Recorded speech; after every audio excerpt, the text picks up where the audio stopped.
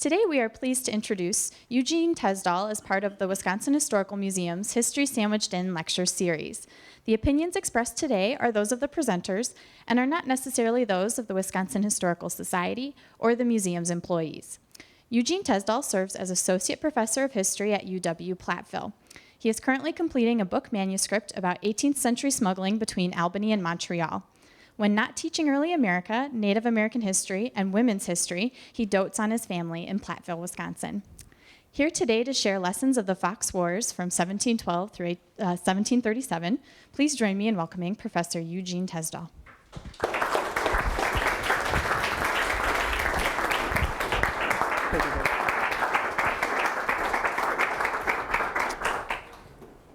Thank you. And can you hear me all right, everyone? All right, so thank you for joining me today on History Sandwiched In. And as you see here, the Fox Wars is perhaps a topic which most of you have heard of, but might have varying degrees of familiarity with. So I hope to give you a little more depth in your understanding of the Fox Wars and how it impacted not just what would become the state of Wisconsin, but the entire upper Midwest in the early 18th century. So let us begin this perpetual war of the foxes. History is a conversation, and it should be always a dialogue and never a monologue. Scholars are in dialogue with each other through their developing and competing historiographies. Classes are in dialogue with their teachers about the lessons of the past. Readers are in dialogue with authors of history. Perhaps most importantly, primary sources are in dialogue with the scholars who read and analyze them. Thank you for joining me here today in this conversation about history.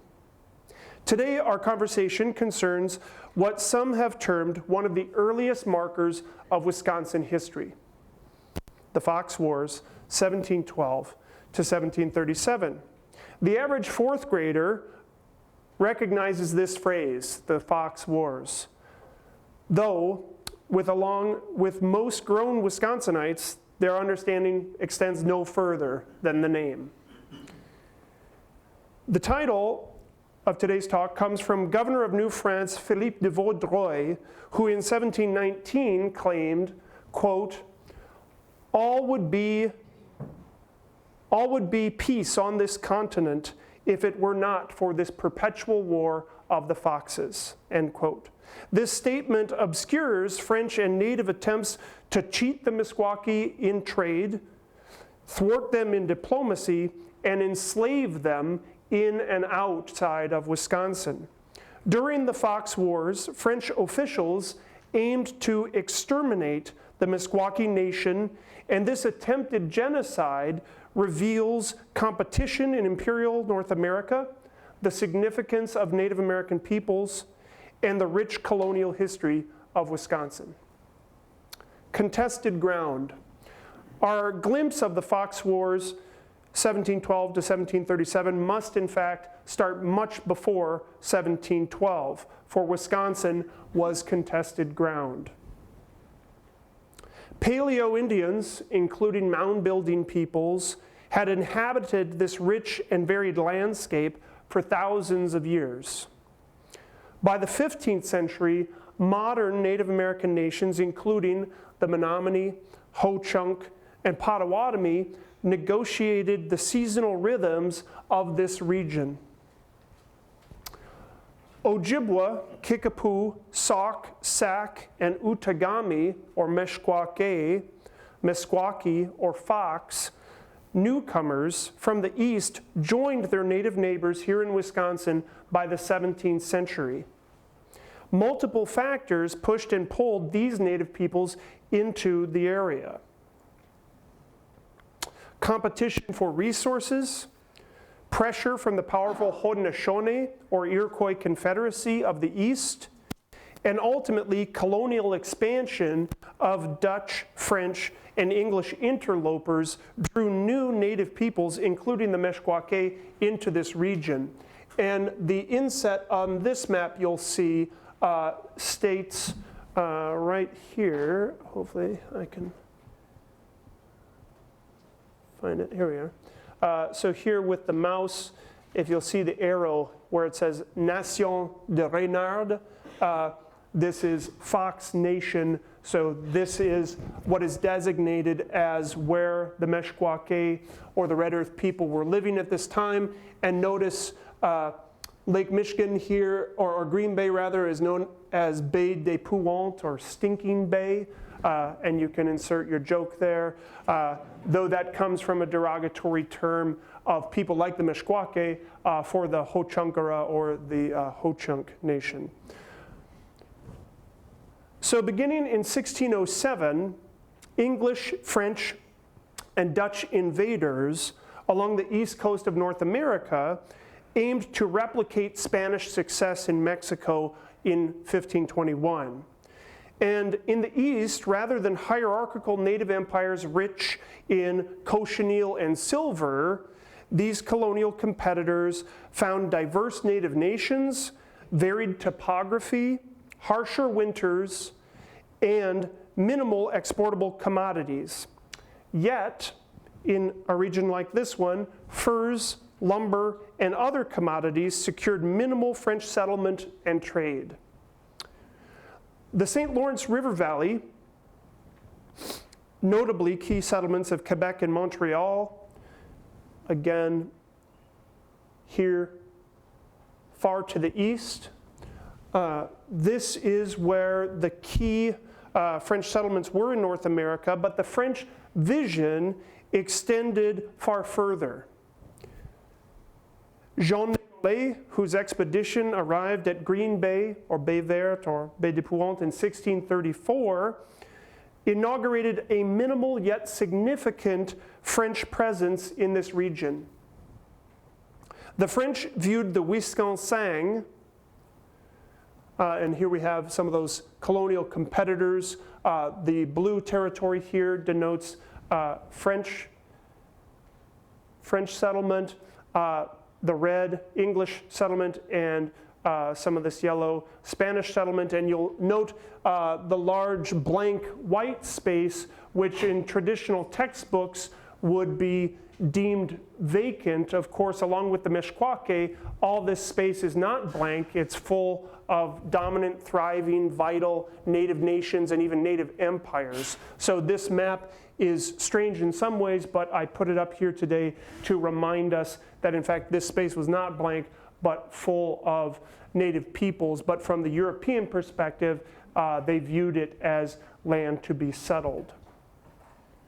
And here again is another view of how then even more the French weren't just in the St. Lawrence River Valley here to the northeast, but in fact this extended far into the Great Lakes where we are even today, and then down through the Mississippi Valley all the way down to New Orleans and Mobile, Alabama by the early 18th century.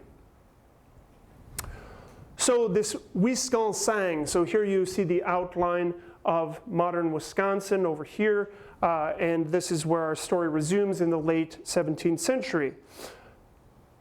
Jean Nicolet had arrived here in 1634, and the French viewed the Wisconsin as part of the Pays d'en Haut, or upper country, within their North American empire. And the term Wisconsin, from which we get the modern term Wisconsin, comes from an Algonquin language, a Miami term meaning this river meanders through something red.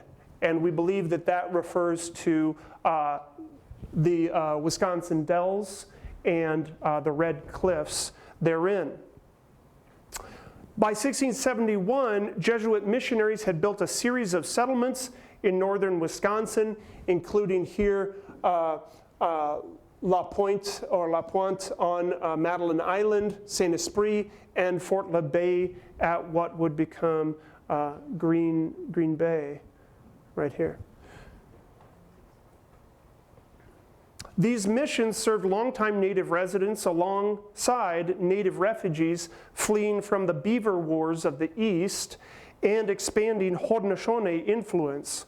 In turn, Dakota and other nations then moved westward onto the plains. The late 17th century witnessed relative stability for Wisconsin. Very few French habitants lived in the area, and most who did were priests,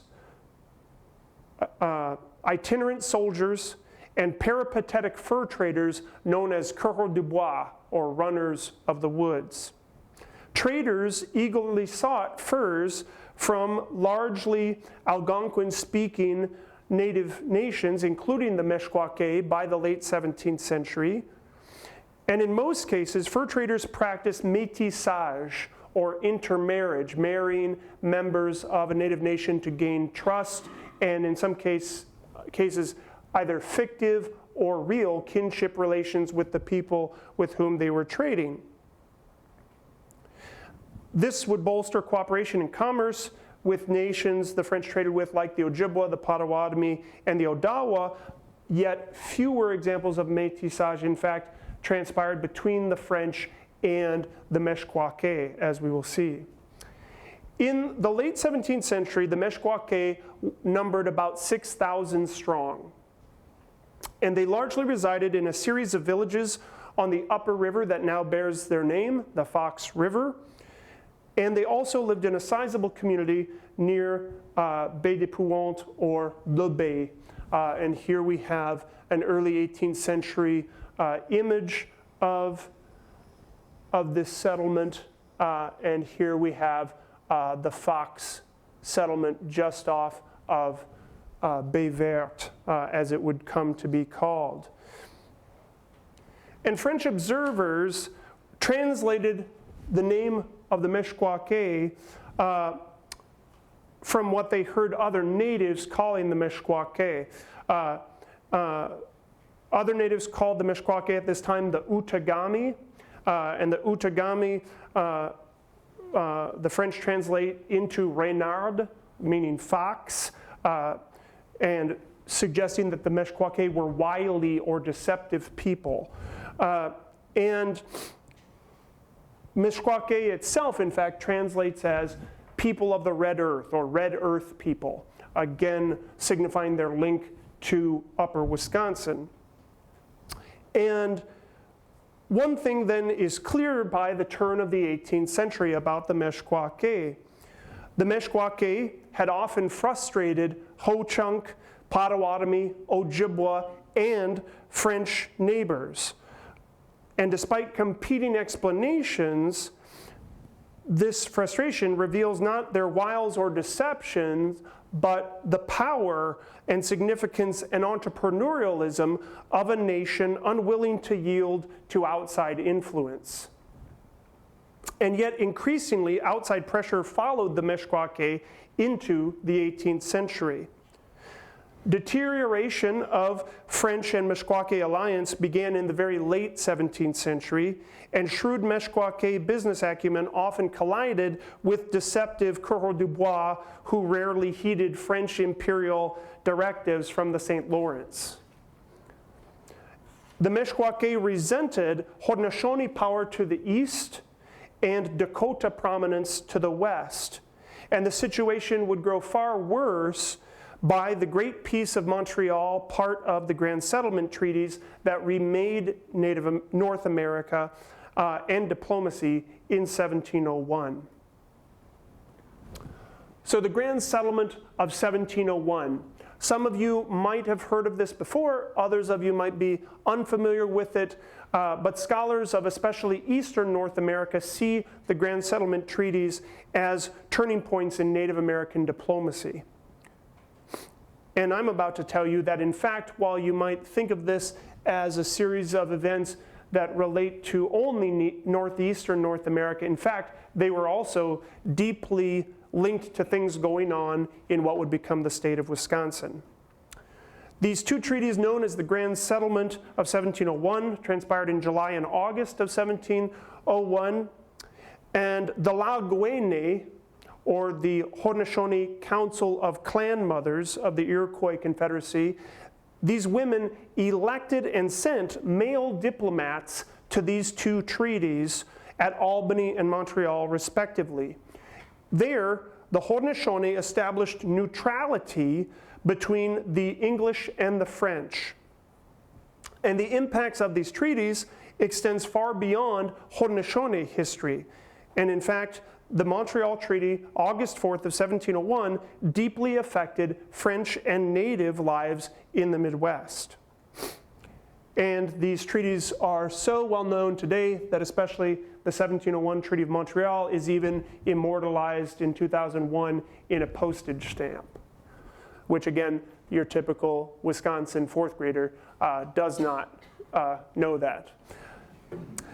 But here in 1701, Governor of New France, Louis Hector de Calière, hoped to gain a full Haudenosaunee alliance in the 1701 treaty. He failed. Instead, he did establish favorable trade and diplomatic policy towards the Haudenosaunee that would endure until the outset of the 7 Years' War in 1754. And this favored status permitted the Haudenosaunee to pit the English against the French in both trade and diplomacy for about 5 decades. In Calière's attempt to please the Haudenosaunee, he largely gave the Iroquois control over most French-allied native nations, even well away from the St. Lawrence Valley. This litany topped 40 nations and included most native peoples of Wisconsin, including the Meskwaki. Most nations of the Great Lakes also saw this feature of the Grand Settlement Treaties as the Haudenosaunee power grab that it was, although that fact is often overlooked even by some scholars today. Tribes like the Meskwaki sent delegates to this treaty at Montreal, hoping to speak for their own tribal sovereignty. Calière heard these pleas but largely ignored them in hopes of securing full Haudenosaunee military alliance. Such support could have strengthened power so much in North America that it could have even expelled the British from North America in 1701.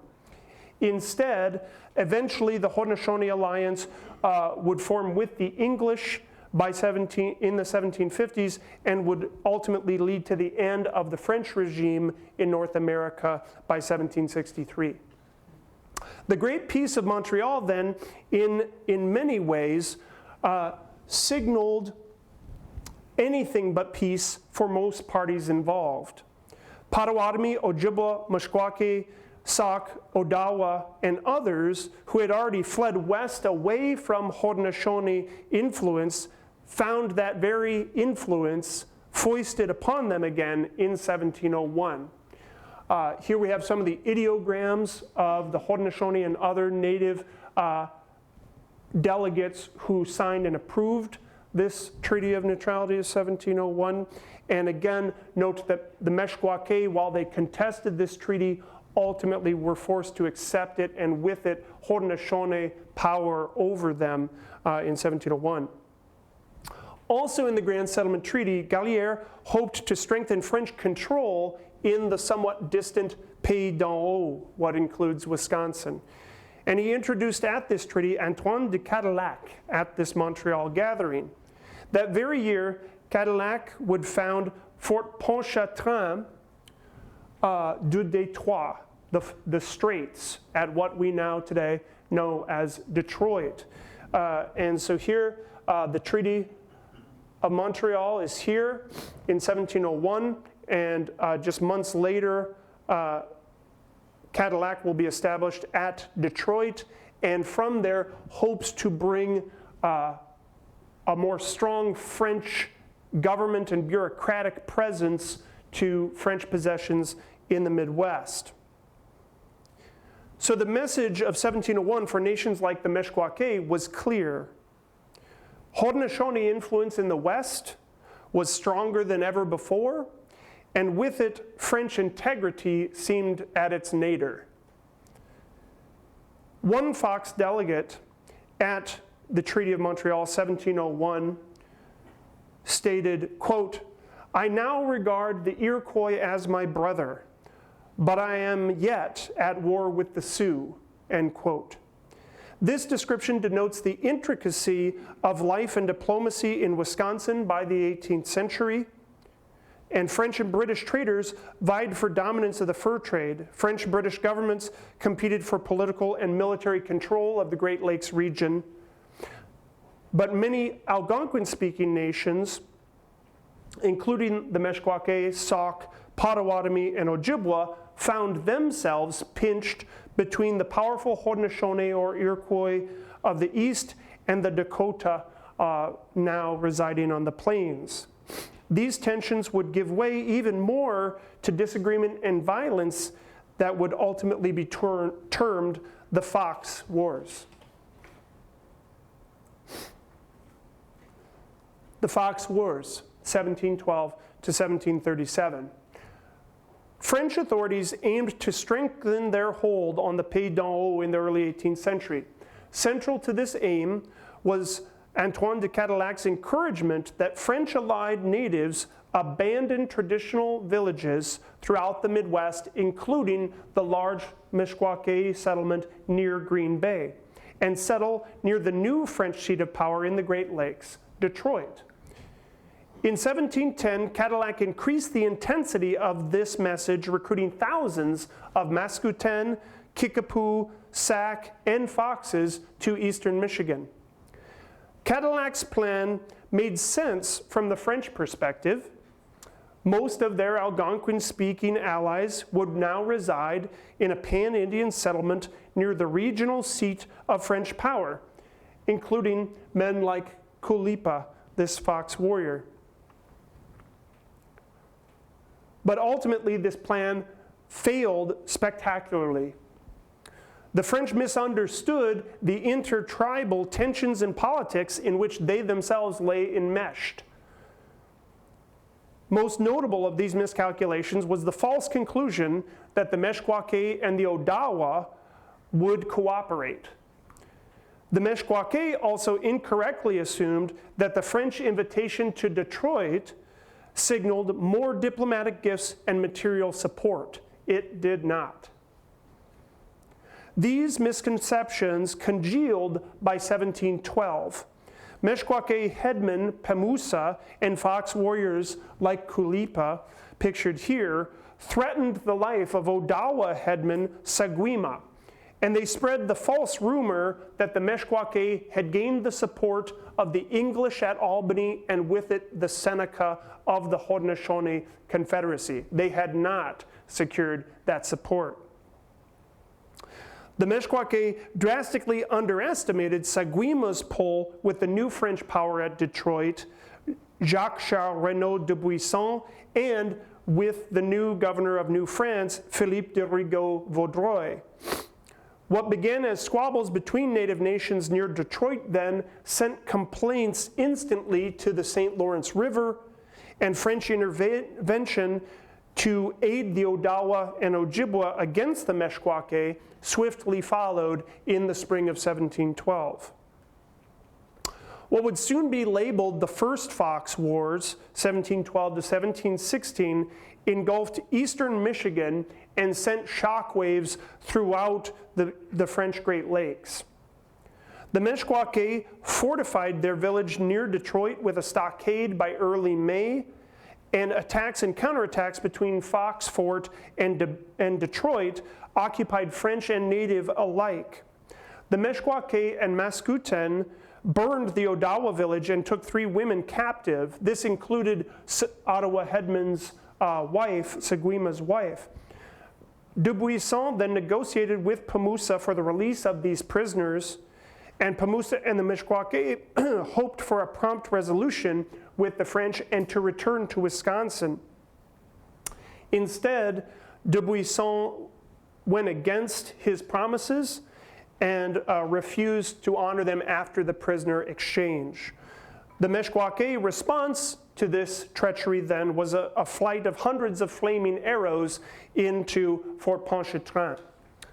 At the end of May 1712, Meskwaki and Mascouten forces fled eastward to the succor of Seneca allies. The French, Ojibwa, and Potawatomi pursued. Only Pemusa and about 100 others survived an attack near Grosse Pointe, what is today Michigan. Dubuisson crowed to Governor Vaudreuil of annihilating, quote, these two wicked nations, the Foxes and Mascoutin, who so badly afflicted all the country, end quote. The Mascoutin and Meskwaki remained. Pemusa reminded both nations of their enemies' betrayal, and survivors then redoubled their efforts for recovery and autonomy from French and other native hegemony. Slavery also permeated the Fox Wars. Some native nations had long enslaved prisoners of war. Since the 17th century, some French native allies sought prisoners from enemy native nations, particularly the Pawnee, and sold them for use among the French in places like Montreal and even the French Caribbean. Native people like the Pawnee, which in French is Pani, in fact became a byword in Montreal for Native American slave because so many enslaved Pawnee were being sold 3,000 miles away to Montreal. Ojibwa, Odawa, and others enslaved the Meskwaki during the Fox Wars, including Kulipa here. He was enslaved in the middle of the Fox Wars. And by the close of the first Fox Wars, one French observer said this, quote, to make peace, it is necessary to begin by restoring to the Renard all the slaves of their nation whom the French hold, and that it is not in nature to think that peace can be made with people whose children we are withholding, end quote. So again, this is the ugliness and complexity of the Fox Wars. Hostilities between the French and their allies, including the Illinois Confederacy, the Ojibwa, and the Odawa with the Meskwaki, ebbed and flowed for the next 3 decades after 1716. These tensions punctuated the Great Lakes with battles in Michigan, Illinois, and Wisconsin at a time when more generally détente reigned between the English and the French. The Second Fox War spanned from 1728 to 1733. By this time, most of the Meskwaki had relocated to Illinois and built stronger fortifications. The Meskwaki would then suffer a huge loss at what would be termed Fort Fox or Fort des Renards on the upper Grand Prairie of Illinois. This would take place on September 8th and 9th of 1730. And at this Meskwaki defeat, Piankashaw, Illinois, and Potawatomi nations would aid the French assault against the Meskwaki. And in 2 days, the French and Pan-Indian force would decimate the principal remaining body of Meskwaki warriors. So ultimately, what we have by the early 1730s is that the Meskwaki nation that had numbered 6,000 had been diminished to only a few hundred. Survivors regrouped and intermarried increasingly with Sauk, Sac, Mascoutin, and other neighboring native peoples in Illinois and Wisconsin. French attempts then at complete ethnic cleansing in the Fox Wars failed, yet left a terrible impact on the Red Earth people. Conclusion: surviving genocide, life beyond 1737. The Fox Wars offer many lessons on Wisconsin history. First, they disclose that the 18th century witnessed great turbulence for the native population of Wisconsin, a population of refugees and belligerents of both native and European aggression. Second, the Fox Wars signal that the history of the Midwest starts well before the Northwest Ordinance of 1787 or well before the War of 1812. and it contains complex clues about sovereignty, diplomacy, and negotiation. Finally, these conflicts, known as the Fox Wars, reveal the ugliness of French and native attempts to destroy an autonomous indigenous neighbor. Herein lies the ultimate beauty in this complicated tale. Part of why some Algonquin-speaking neighbors and the French ultimately resented the Fox enough to attempt destroying them lay in their indomitable spirit. The Meskwaki knew who they were as the Red Earth people. They possessed advanced skills in trade, diplomacy, and military tactics. They stood up to aggression. And even in the face of defeat, they remained resilient. The Meskwaki held these strengths as they reinvented themselves in the Métis community of Prairie du Chien, Wisconsin, before and after the War of 1812. They retained their identity even as they intermarried with Sacs, Maskoutens, and the United States government forced them to move west of the Mississippi River in the early 19th century.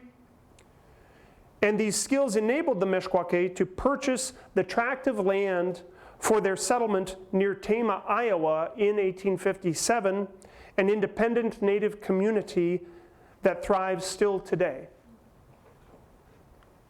These strengths mark the dynamic Meskwaki nation even now. This conversation that we've had today reminds us of substantial native contributions to the Wisconsin story and unsettling questions that linger about Wisconsin's past. Thank you for joining me in this conversation today, and remember, it's never too late to start your own conversation about history in an archives or somewhere else. Thank you.